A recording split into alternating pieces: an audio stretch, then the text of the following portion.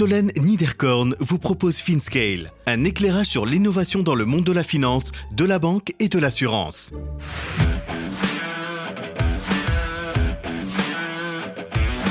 Booster l'efficacité des traders en simplifiant les workflows transactionnels. David Racca, cofondateur de WeMatch à Londres. On a rencontré dans un premier temps JP Morgan, qui s'est intéressé à notre technologie et qui nous a en fait accueillis dans leur incubateur avec un projet très précis qui était de mettre en place une plateforme sur les dérivés de taux.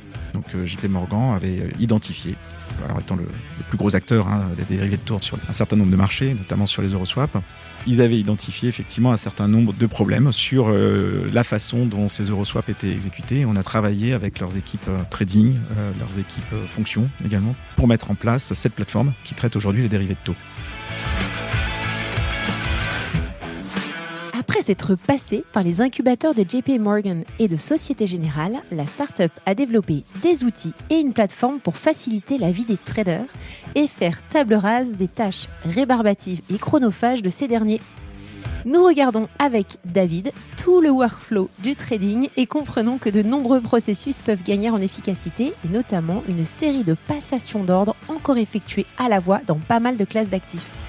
Nous revenons sur la genèse de la start-up, ses investisseurs, les banques partenaires, mais aussi l'interface, les fonctionnalités et les intégrations qui permettent de sauver plusieurs heures de travail par jour aux traders.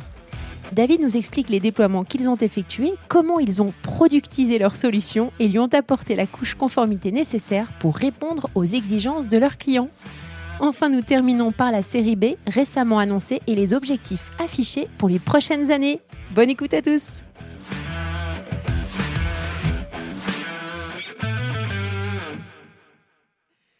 Bonjour à tous, bonjour David. Bonjour Solène. Je voulais juste en intro remercier Didier Vallée qui nous a mis en relation. Est-ce que tu pourrais, s'il te plaît, te présenter ? Bien sûr. Alors je remercie aussi Didier pour cette opportunité, puis je te remercie toi pour nous donner cette vitrine et cette opportunité. Donc moi je m'appelle David Racca, j'ai passé 20 ans au sein de BNP Paribas. Où je me suis occupé principalement des produits de marché de la division banque dépositaire, en charge principalement du prêt de titre, du repo, de la liquidité, du change et de la trésorerie. J'ai passé donc 17 ans à Paris et 3 ans à Singapour. Et au bout de 20 ans auprès de la BNP, je me suis lancé dans une initiative et dans l'entrepreneuriat pour rejoindre mes partenaires et devenir cofondateur de WeMatch, donc, qui est une société technologique dont on va parler, j'imagine, aujourd'hui. Tout à fait. Voilà. Alors, comment ça vous est tombé dessus, cette idée ? Est-ce que tu les as rejoints ? Ils avaient déjà fait un petit peu de recherche et commencé un proof of concept. Comment ça s'est fait, le tout début de WeMatch ?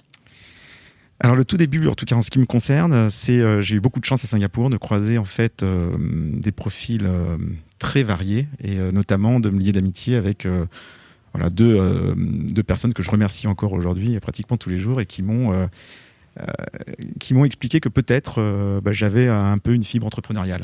C'est des profils en fait très entrepreneuriaux eux-mêmes et ils m'ont convaincu. Alors qu'effectivement après la BNP, je me suis posé beaucoup de questions, notamment de retourner dans le monde bancaire. Ils m'ont convaincu qu'il y avait peut-être quelque chose à faire dans le monde de l'entrepreneuriat et ils m'ont mis en contact en fait avec mes associés d'aujourd'hui qui avaient déjà commencé en fait leur initiative. Je les ai rejoints et très très rapidement en fait je me suis complètement investi dans le projet à tel point que j'ai quitté Singapour en 3 mois pour rejoindre Londres et créer en fait la filiale de WeMatch à Londres. D'accord. Qui s'occupe essentiellement donc des activités de couverture de plateformes de marché et de la couverture commerciale, donc les commerciaux et les personnes en charge du relationship management avec les clients. D'accord. Voilà. Est-ce que tu pourrais nous dire, donc, de manière assez simple, il va falloir que tu sois assez didactique parce qu'on n'a pas tous travaillé en salle. Moi, j'ai un peu travaillé en salle. J'ai beaucoup aimé l'ambiance de salle de marché. Mais nous expliquer un petit peu cet environnement de salle de marché et on va peut-être commencer par le point problématique sur lequel vous travaillez, le problème que vous tentez ou que vous résolvez déjà aujourd'hui. C'est quoi ce problème et dans quel cadre ça se vit ?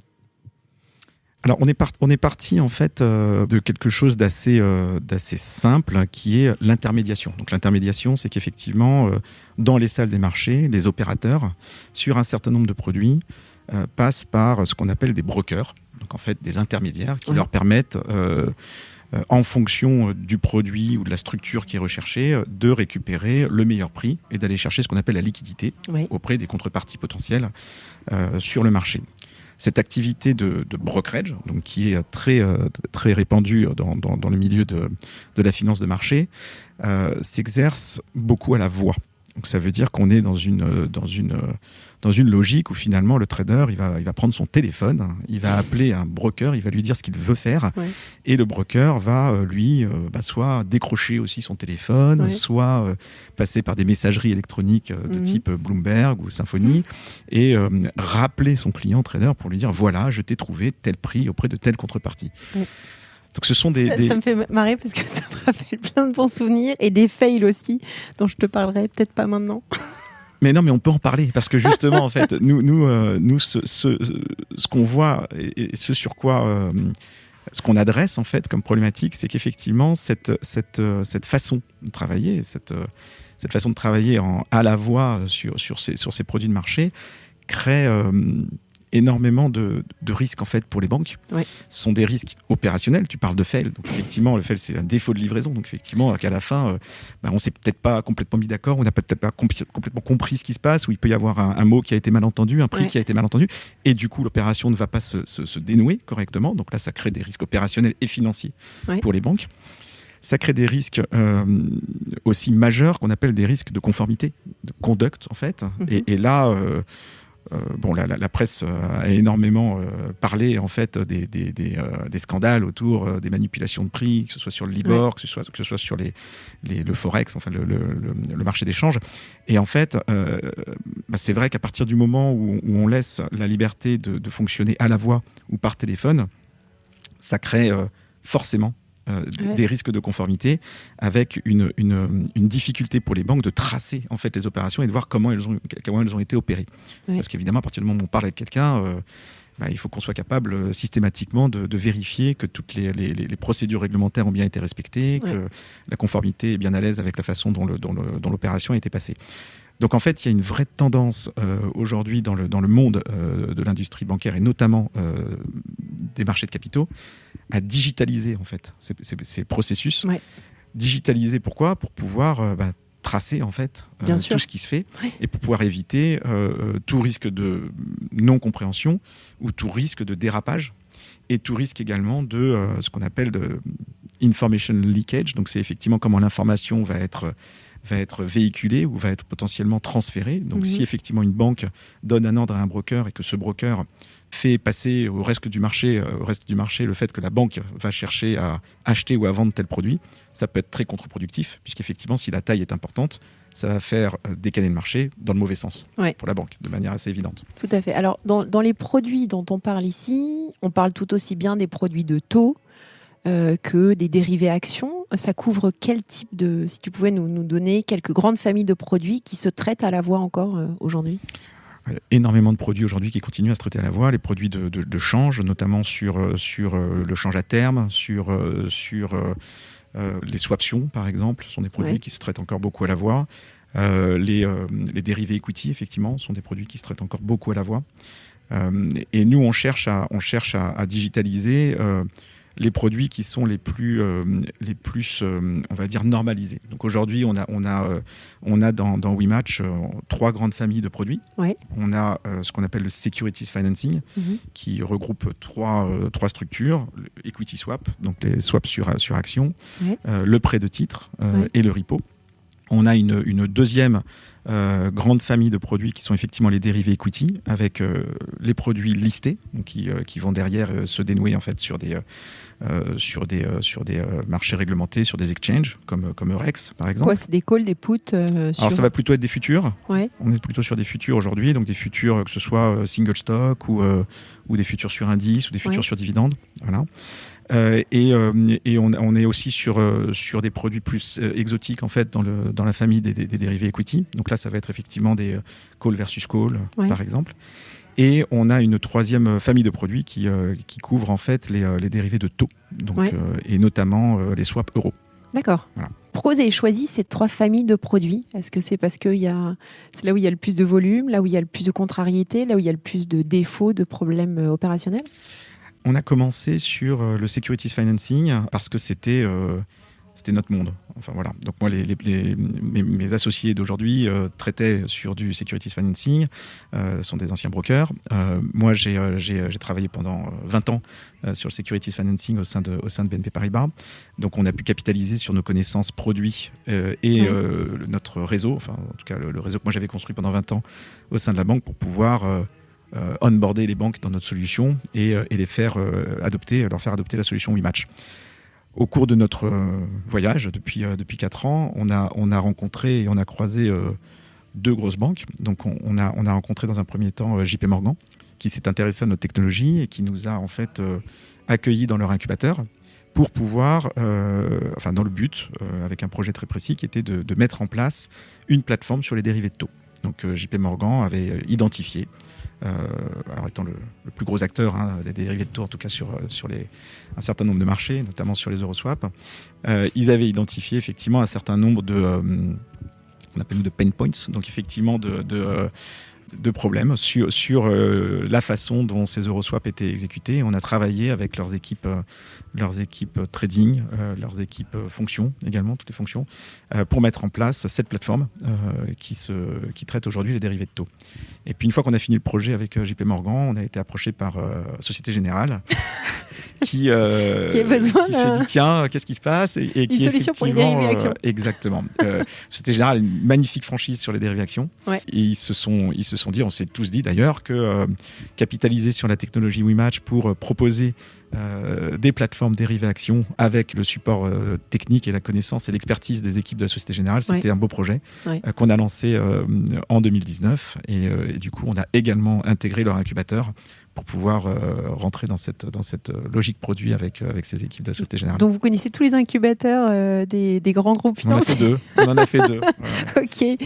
Alors, si tu pouvais nous reprendre la chaîne de valeur et nous asseoir dans le fauteuil d'un sale qui doit répondre à un besoin pour un de ses clients sur un dérivé action. Comment ça se passe si vraiment tu prends la demande est faite aux sales et après, qu'est-ce qui se passe ? Alors, actuellement, à la voix. Ouais. Alors aujourd'hui, en fait, le sales qui va récupérer un besoin de la part d'un client, il va essayer de trouver un prix pour son client. Ouais. Et trouver un prix pour son client, il va avoir accès à plusieurs canaux. Il va probablement déjà regarder en interne auprès de ses desks de trading s'il peut récupérer un prix pour pouvoir le montrer à son client. Et aujourd'hui, en fonction des banques, il y a des processus qui sont plus ou moins digitalisés, mais on se rend compte en discutant avec nos plus grands clients aujourd'hui que mettre en place des solutions de communication entre les équipes commerciales et les équipes de traders pour pouvoir s'échanger ce qu'on appelle des intérêts qui viennent effectivement de clients et pour pouvoir optimiser la communication au sein des banques pour que les vendeurs puissent récupérer le meilleur prix possible, c'est déjà des choses qui n'existent pas beaucoup. Et on travaille sur pas mal de projets avec un certain nombre de banques aujourd'hui pour mettre en place des outils qu'on appelle de internal matching, voilà, et qui permettent effectivement aux vendeurs de communiquer avec leur desk et avec les traders pour récupérer des prix. Parce qu'en fait, les banques sont quand même des grosses entreprises avec des desks qui sont un peu partout dans le monde et qui sont susceptibles de donner des prix à plusieurs desks de vendeurs un peu partout dans le monde. Donc ça crée tout un plat de spaghettis et nous, en fait, on essaye d'offrir des solutions harmonisées qui permettent effectivement déjà de mettre en place un outil de communication complètement digital et qui permettent d'optimiser les flux. Et ça, c'est entre sales et trader. Mais ce qui m'intéresse après, c'est dans la chaîne de valeur. Voilà. Tu vas venir là. Exactement. J'allais y venir. Donc là, c'est effectivement le début. Si on continue effectivement d'avancer dans ce qu'on appelle nous le workflow, donc effectivement dans ce processus, le trader, lui, il va construire son prix en fonction d'un certain nombre de paramètres, d'éléments, et il va regarder en interne un certain nombre de positions ou de pricers qui vont lui permettre effectivement de donner un prix à son vendeur, et puis il va chercher aussi à récupérer des prix du marché extérieur, donc de ce qu'on appelle de la rue, quoi. Donc là aussi, nous, on propose des solutions qui permettent aux traders de directement rentrer ou d'uploader, comme on dit, ou de partager son intérêt avec le marché dans WeMatch. Ouais. Et nous, on va chercher à essayer de lui trouver en fait la meilleure liquidité possible au sein de tous les intervenants qui sont connectés au moment où le trader va rentrer son prix ou son intérêt. Ok. Et derrière, les systèmes qui sont utilisés, alors je rentre peut-être encore une fois trop dans le détail, mais dans les systèmes qui sont utilisés par les traders pour connaître également les prix de la rue, comme tu disais, c'est des systèmes, c'est quel système ? Alors, nous, on a cherché à digitaliser complètement le processus, mais c'est vrai que les traders aujourd'hui, ils peuvent très bien utiliser la messagerie Bloomberg pour rentrer des intérêts à la main. Ouais. Ils peuvent prendre un fichier Excel, l'envoyer à un client par email ou à une contrepartie par email. Donc, on a encore des processus qui sont que nous on considère comme étant d'un autre temps. Mais c'est clair. Et la révolution digitale, clairement, est en train de se mettre en place de manière assez accélérée au sein des salles de marché. Et on essaye vraiment d'y participer de manière très active. Alors, je vais peut-être te surprendre, mais moi, quand j'ai commencé à travailler sur cet épisode, j'ai dû me remettre un petit peu dans l'ambiance et j'ai en fait halluciné que depuis que, moi j'ai travaillé en salle, c'était il y a quand même quelques années, ça n'avait pas en fait du tout changé. Pourquoi est-ce que ça met autant de temps à changer ? Pourquoi est-ce que ça reste encore à la voix ? Est-ce que c'est parce que ce sont des usages et que tout le monde est finalement content de parler à son copain de trader ? C'est peut-être un peu manichéen ce que je dis, mais un petit peu simpliste. Mais comment c'est possible que ça ne se soit pas encore digitalisé ? On est en 2021. Alors, je pense qu'il y a plusieurs facteurs. Il y a effectivement une dimension relationnelle qui est évidente. Donc le trader va essayer de justifier le fait qu'il ait récupéré le meilleur prix parce qu'effectivement, il a le relationnel, qui connaît effectivement soit les brokers, soit les contreparties qui vont lui donner le meilleur prix possible.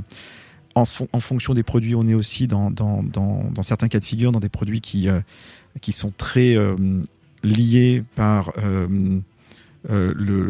effectivement la relation professionnelle, mais qui s'établit entre différentes contreparties entre elles aussi.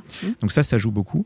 Maintenant, nous, on est convaincus que sur ce qu'on appelle des produits de flux, qui sont des produits finalement où la dimension prix n'est pas si importante, parce qu'effectivement, ce sont des produits qui sont assez normalisés en termes de prix.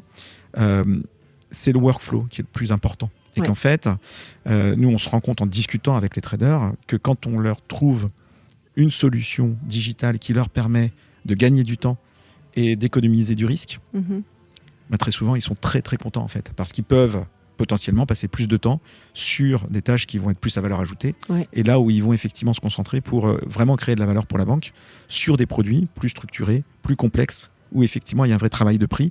Et quand il y a un vrai travail de prix à effectuer qui est un peu compliqué, la dimension humaine, je pense, garde toute son importance. Tout à fait.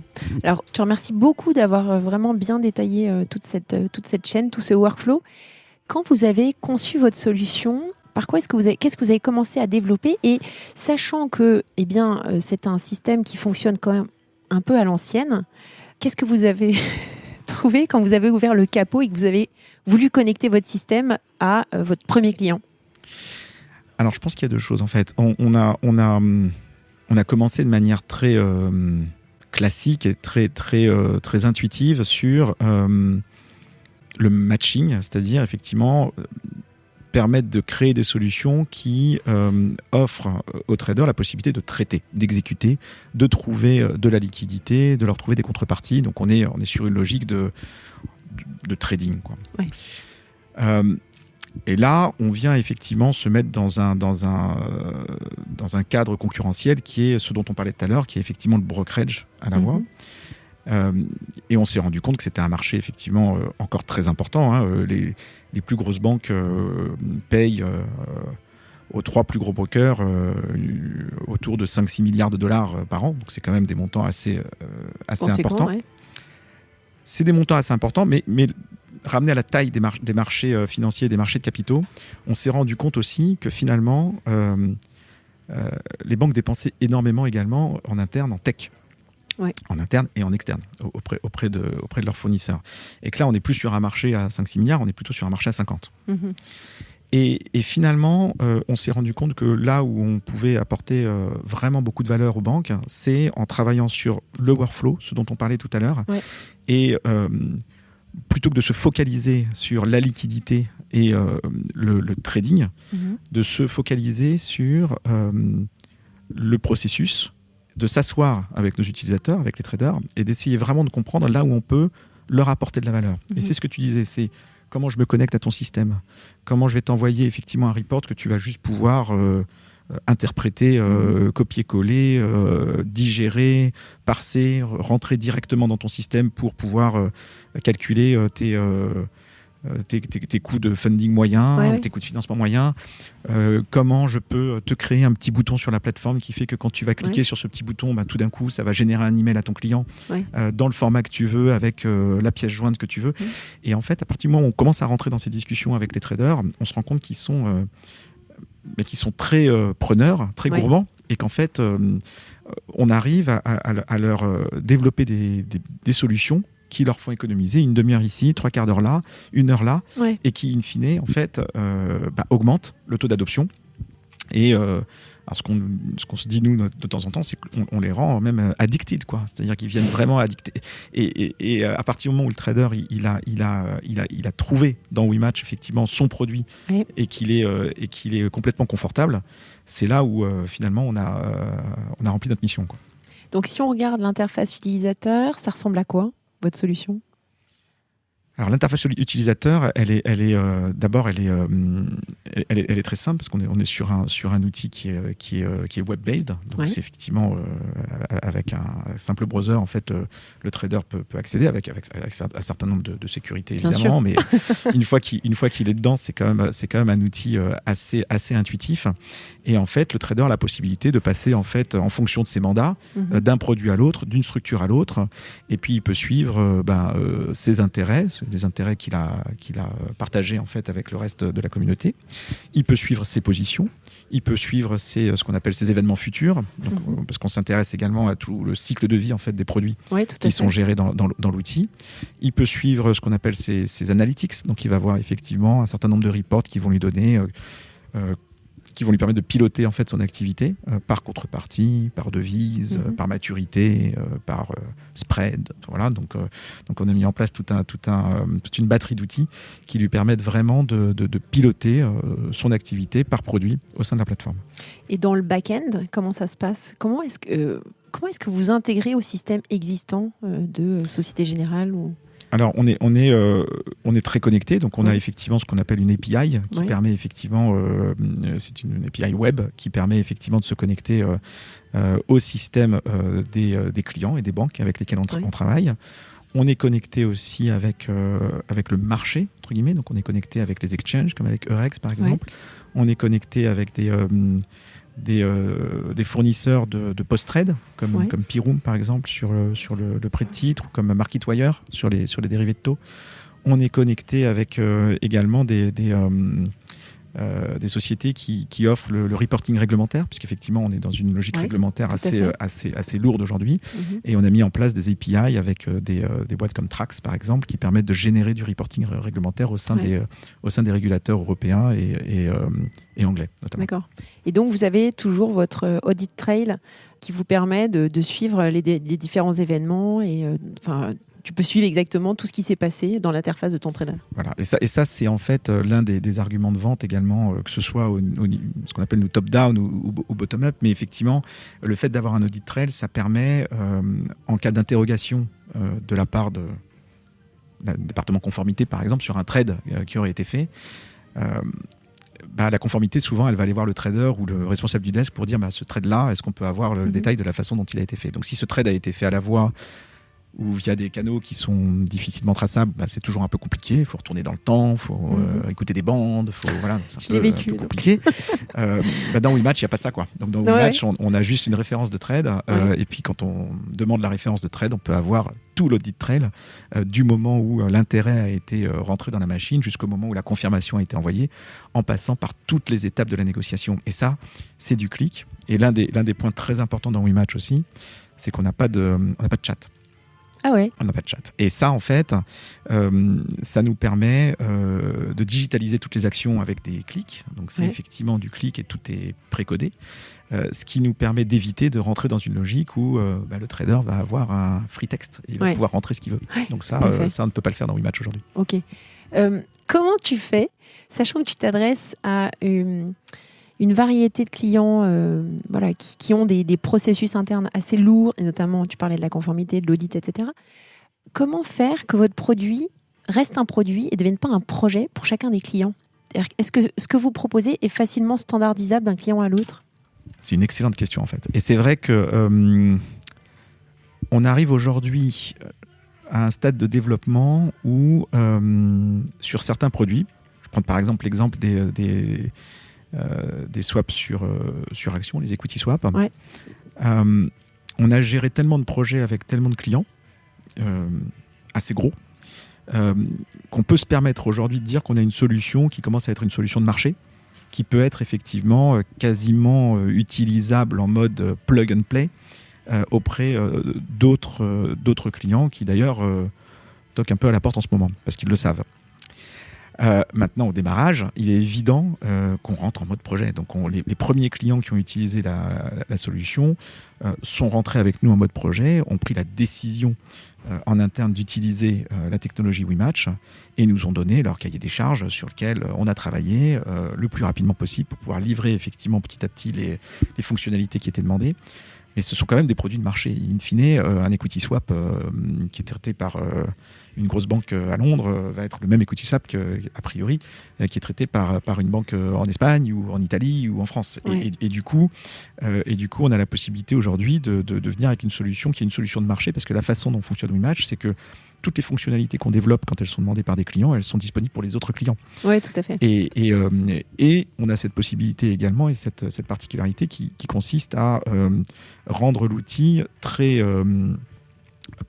spécifique par client sur tout ce qui est communication. Donc la façon dont le client va communiquer avec la plateforme ou la façon dont la plateforme va communiquer avec le client va être très spécifique au client. Oui. Néanmoins, le corps de la plateforme va être le même pour tout le monde. D'accord, parfait. Merci beaucoup. Alors, un des points qui m'intéressait, c'est dans les changements d'usage, notamment sur des populations de traders qui sont des personnes qui peuvent avoir déjà 20 ans d'ancienneté, par exemple, typiquement toi qui étais dans ce domaine-là. Comment est-ce que vous parvenez à changer les usages quand pendant 20 ans, quelqu'un a travaillé sur la voie, comment est-ce que tu peux faire en sorte qu'il switch sur cette solution et non seulement qu'il switch, mais qu'il devienne accro et créer cette stickiness sur votre produit ? Qu'est-ce que vous mettez en place ? Et deuxième question, quels sont les gains que vous identifiez en termes de temps gagné par semaine, mettons, pour ces traders, et justement qui permet quelque part de développer cette attractivité au produit ? Alors, je vais me permettre de revenir 2 secondes du coup sur le cycle de vente pour expliquer un peu comment ça fonctionne, parce qu'effectivement l'exemple du trader qui est assis depuis 20 ans et qui fait la même chose tous les jours, c'est un peu notre quotidien. Ouais. Le cycle de vente, en fait, il se fait en 2 temps. Et en fait, on a une approche top-down qui fait qu'effectivement, dans le cadre de l'onboarding de la banque, on va parler aux responsables d'activité, aux patrons de desk, et on va commencer à parler digital, on va commencer à parler risque de conformité, on va commencer à parler risque opérationnel. Et là, on va ticker un certain nombre de cases. Mm-hmm. Et globalement, ce passage-là top-down se fait très bien. Mm-hmm. Et on a onboardé à ce jour plus de 70 entités juridiques, et ça continue toutes les semaines, on onboard des nouveaux clients. Donc c'est vraiment une solution qui résonne auprès des responsables d'activité. Quand on s'assoit avec le trader, c'est plus compliqué. C'est beaucoup plus compliqué. Parce qu'on arrive, on vient le voir, et puis alors, on va être très clair, si son chef en plus lui a dit il faut que tu fasses, très souvent il va dire non, je ne ferai pas. Donc déjà ça commence comme ça. Et puis après, il faut qu'on... Donc justement, c'est ce que j'appelle moi plutôt le bottom-up, qui consiste à réconcilier le top-down avec le bottom-up. Mm-hmm. Et pour ça, il faut qu'on s'assoie en fait avec le trader. Et on l'a beaucoup fait, énormément fait avant le Covid, parce qu'on était beaucoup dans les salles, assis avec les traders pour essayer de comprendre concrètement ce qu'il fait ou ce qu'elle fait, comment ça fonctionne, essayer de bien s'imprégner en fait Tout du à workflow. Alors il faut que le trader joue le jeu, mais très souvent quand même, si on lui a demandé de regarder, il va au moins jouer le jeu. Et il y a son chef derrière lui. Et aussi. Peut-être. Et puis à un moment donné, on va trouver un truc. Et puis une fois dès qu'on a trouvé ce truc-là, on va plus le lâcher en fait. On va plus le lâcher en disant là, j'ai vu que par exemple, tu as un processus où tu récupères un fichier Excel, tu dois le copier-coller, puis tu changes ta colonne, et puis tu vas l'envoyer à 15 personnes via Bloomberg. Mais ça, c'est pas possible, quoi. C'est pas possible parce qu'effectivement, Le risque d'erreur. le trader lui-même, il avoue que de temps en temps, il se trompe, qu'il y a une date qui est pas bonne, que c'est vrai qu'il doit l'envoyer à 15 personnes, puis qu'il attend d'avoir reçu au moins 3 prix pour pouvoir mettre son prix dans la machine. Donc c'est compliqué, quoi. C'est compliqué, et puis il passe beaucoup de temps. Et en fait, le trader, on se rend compte qu'in fine, ce qu'il veut, lui, c'est gagner du temps. Il veut que sa journée se passe bien. Il veut avoir fini le plus tôt possible sans avoir de risque opérationnel et que ses opérations soient bien passées. Et c'est là-dessus qu'on travaille. Et en fait, typiquement, voilà, sur les equity swaps, on a identifié un certain nombre de processus hyper manuels, très risqués. Alors sans rentrer trop dans le détail, mais qui visent à optimiser en fait des portefeuilles de titres ou de collatéral, comme on le dit. Ouais. Et on s'est vraiment penché sur ce sujet-là, qui touche au cycle de vie du produit. Ouais. Et on a réussi à mettre en place un outil et une fonctionnalité dans WeMatch qui permet de vraiment cliquer sur un bouton et de faire peut-être un quart d'heure ce qui pouvait prendre avant 3 heures. Ah ouais. Et on a un testimonial qu'on aime bien, c'est qu'effectivement, c'est une trader qui gère le book equity swap d'une très grosse banque américaine. Quand on lui a livré en fait le produit, elle nous a écrit littéralement « Vous m'avez fait gagner 3 heures par jour ». Par jour. Incroyable. Voilà. Et là, je pense que c'est le plus beau message qu'on ait reçu en fait. Et là, on sait qu'on est arrivé quelque part. Et qu'en plus, si elle a gagné 3 heures par jour, il n'y a pas de raison que les autres ne gagnent pas aussi énormément de temps. Et donc, du coup, ce qui nous permet aujourd'hui, avec beaucoup de confiance, de vraiment distribuer cette solution au sein de tout le marché et d'en faire une solution de marché. Top. Bon, on n'a plus beaucoup de temps, mais j'ai encore plein d'autres questions. Vous êtes agréé par la FCA. Pourquoi vous avez besoin d'un agrément spécifique ? Vous n'êtes pas agréé ? Non, on l'est pas. C'est marrant, non, j'ai pas lu du ça tout. où alors ? Je sais pas. Non, on n'est pas. Alors, on va couper. J'ai oublié de le dire. Mais non, mais on peut en parler, mais on n'est pas régulé en fait. On est une boîte technologique qui fournit des services technologiques à des boîtes régulées. Donc on a effectivement des accords de commerciaux qu'on passe, soit directement avec des banques, soit avec des entités régulées qui nous permettent effectivement d'opérer toute la partie matching et exécution entre guillemets, mais qui est sous-traité en fait à une entité régulée. Donc nous, on est juste une boîte technologique. D'accord. Oui, très important. C'est quoi votre pricing model ? Alors on a un pricing model qui est avec 2 options en fait. On a une option très très standard qui consiste à facturer en fait en mode ce qu'on appelle pay as you trade. Donc c'est en fait quand les clients traitent, ils payent sur la base très souvent du nominal qui est traité, voilà, ou du nombre de lots si c'est des produits listés. Enfin voilà, on a un pricing très très standard qui s'assimile en fait à des prix de brokerage, mais beaucoup plus faibles, voilà, puisque c'est quand même très digitalisé. Et on a également des formules en fait en mode souscription. Donc des abonnements que les clients peuvent prendre, qui payent sur des bases mensuelles, trimestrielles, voilà, et qui leur permettent de traiter autant qu'ils veulent. Voilà. Okay. Et c'est un modèle qui est en fait hybride, mais qui est assez vertueux, parce qu'en fait les clients qui sont en mode abonnement, comme ils sont complètement agnostiques des volumes qu'ils tradent, ils vont embarquer en fait les clients qui payent au trade et qui vont payer de plus en plus en fait, et qui vont se rapprocher des montants d'abonnement et qui à un moment donné vont basculer en fait du pay as you trade en mode abonnement. Voilà. Parfait. Alors la dernière chose dont on n'a pas parlé, c'est les investisseurs, parce que vous avez fait une première levée et vous allez annoncer, je ne sais pas quand ça va être publié cet épisode, mais vous avez annoncé une série B.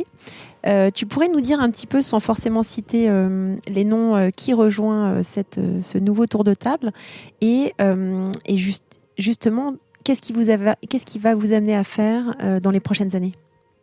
Alors, on a effectivement du coup bouclé notre série B. On est très excités par en fait notre nouvelle cap table et les investisseurs qui nous ont rejoints pour plusieurs raisons.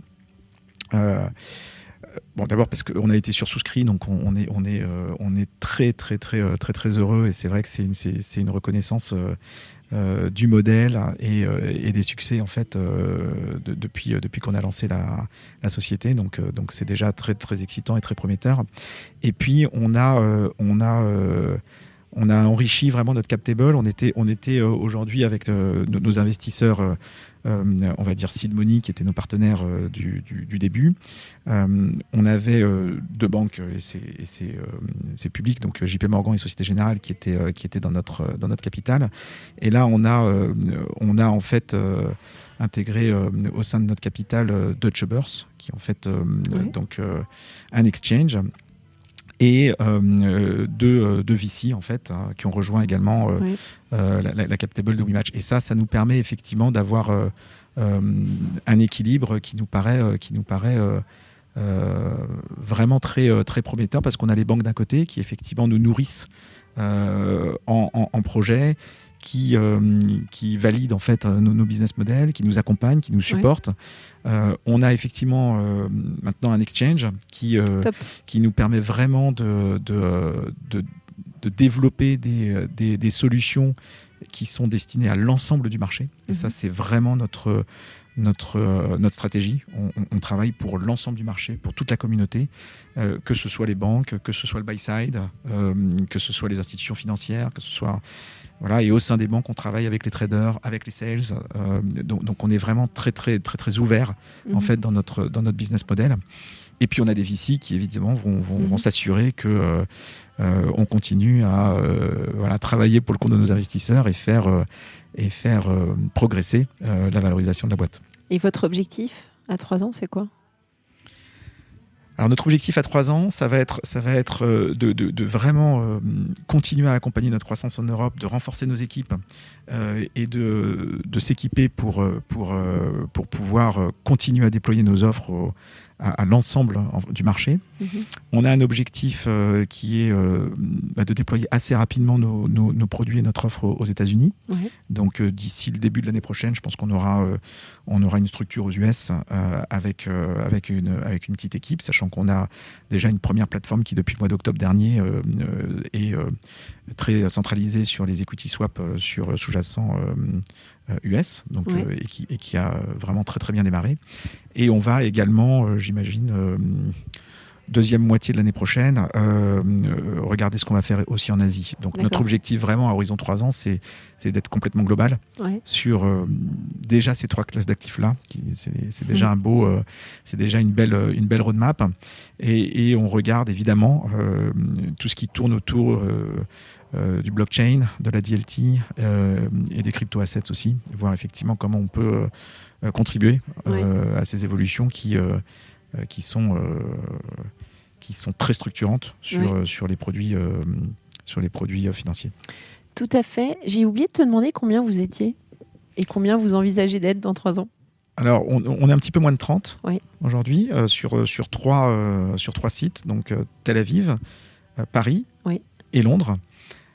D'ici 3 ans, on aura probablement donc ces 3 sites-là, plus New York et l'Asie. Alors, est-ce que ce sera Hong Kong, Singapour ou la Chine à voir. Et d'ici 3 ans, on sera probablement une petite centaine. Parfait. Écoute, c'était très intéressant. Merci beaucoup de m'avoir à nouveau immergé dans ce monde. Merci Solène. Et est-ce que tu pourrais nous recommander... Alors, du coup, j'ose plus demander que des livres parce qu'on me propose aussi plus de podcasts. Donc, qu'est-ce que tu nous recommandes pour qu'on se dise au revoir ? Qu'est-ce que je peux recommander pour qu'on se dise au revoir ? J'ai lu cet été un livre qui m'a plongé en fait dans l'Amérique des années 1910 et qui raconte une histoire assez fascinante et passionnante que je recommande, qui s'appelle Bell Green.